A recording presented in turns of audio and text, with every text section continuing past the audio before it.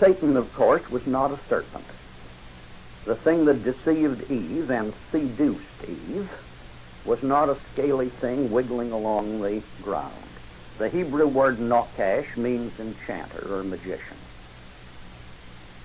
Now, a fallen angel, retaining still a lot of his angelic powers, no doubt could be very much of an enchanter or magician. Now, his children, and I mean children, not just followers, through the centuries used a serpent as a symbol or emblem of their ancestor until finally they attached a secondary meaning of serpent to the word, but it is not in the root meaning of the word at all. And the Bible was never so ridiculous as to suggest that a snake accomplished all of this.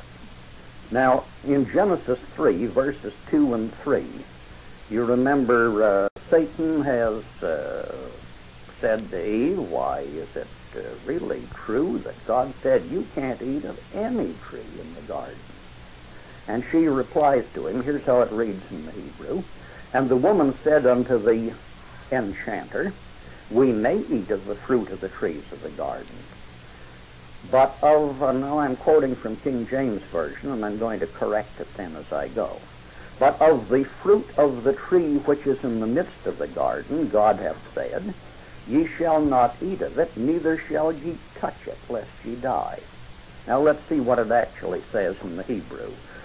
Fruit, that's the Hebrew word pirkok, meaning progeny, brood, children, descendants.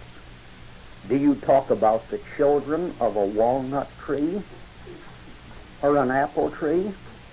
Of course you don't. Now, of the pirkok, of the descendants of the tree which is in the midst of the garden, God hath said, ye shall not eat of it, neither shall ye touch it. And that touch is the Hebrew word naga, which is a more polite expression meaning to have sexual intercourse with. Do you need to be warned not to have sexual intercourse with an apple? Of course not. It isn't that kind of a tree.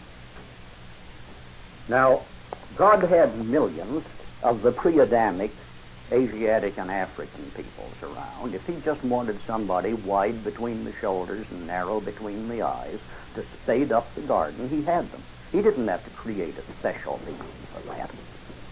Satan had been the governor of this planet until he forfeited the right to it by rebellion. God sent Adam here, and you remember that the last verse in the 3rd chapter of the Gospel of Luke tells you that Adam was the son of God. It doesn't say that about any of these pre-Adamic peoples mentioned in Genesis chapter 1. Adam was the son of God, and he sent Adam here to take over by force, kick Satan out, and govern this planet. And the trees in the Garden of Eden were the family trees of nations and races. Now, they were supposed not to intermingle with these people. If these Negroes and Mongoloids were all that God wanted, he already had them. What he created a different and separate being for was to have a different sort of person whom the Mongoloids and the Negroids never could produce. The Hebrew word Adam, which we translate Adam, means of a rosy, fair complexion. Adam was the first person of a specifically created new race. Well, Adam and Eve were told, don't you mongrelize your race now with these pre-Adamite people in the world.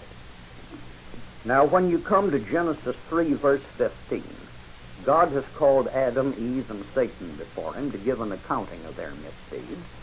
And according to your King James Version, Eve says, the Satan beguiled, the enchanter, well, she says serpent. The serpent beguiled me, and I did eat thereof. Well, now, again, it's that Hebrew word nokash, meaning enchanter.